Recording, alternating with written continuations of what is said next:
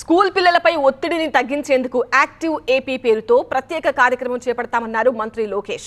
విద్యార్థుల ఆత్మహత్యలపై కౌన్సిల్లో సభ్యులు అడిగిన ప్రశ్నలకు స్పందించిన మంత్రి స్టూడెంట్స్ లో క్రీడల పట్ల ఆసక్తి పెంచేందుకు పోటీలు నిర్వహిస్తామన్నారు. అసలు స్కూల్కి వెళ్ళగానే ఇంతకుముందు క్లాసుల కంటే ముందు అసెంబ్లీ ఉండేది. ఇప్పుడు ప్రైవేట్ స్కూల్లో కనీసం అసెంబ్లీ కూడా ఉండే పరిస్థితి లేదు అధ్యక్ష.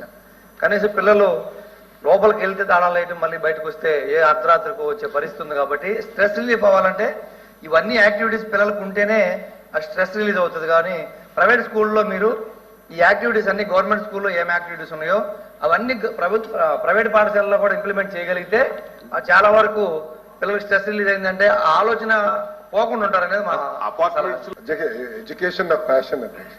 సెకండ్ థాట్ చాలా సీరియస్ గా తీసుకుంటాం. అందరికీ సమాజం ఇప్పుడు ఉన్నటువంటి చాలా సీరియస్ అధ్యక్ష. ఇది ఇట్స్ ఫ్యాక్ట్. ఇప్పుడు స్కూల్స్ కూడా మీరు చూస్తే స్కూల్స్ లో కూడా స్కూల్స్ కి ఆప్షన్స్ ఇచ్చి క్రికెట్ కానివ్వండి, కబడ్డీ కానివ్వండి, వాలీబాల్ కానివ్వండి, ఖోఖో కానివ్వండి, నేను ఆప్షన్స్ ఇద్దామని అధ్యక్ష. పిల్లలకి ఇచ్చి వాళ్ళకి కావాల్సిన కిట్స్ యాక్టివ్ ఏపీ పేరుతో అది చేద్దామని.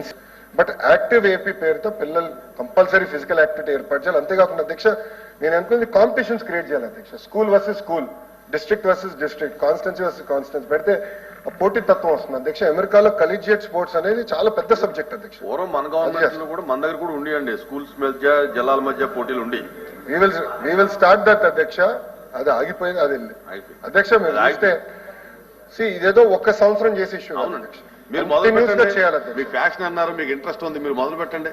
100% చేస్తారు. నెక్స్ట్ ఇయర్ నుంచి అమలు చేస్తారు. దానిలో డౌట్ వద్దు అధ్యక్ష. థ్యాంక్ యూ అధ్యక్ష.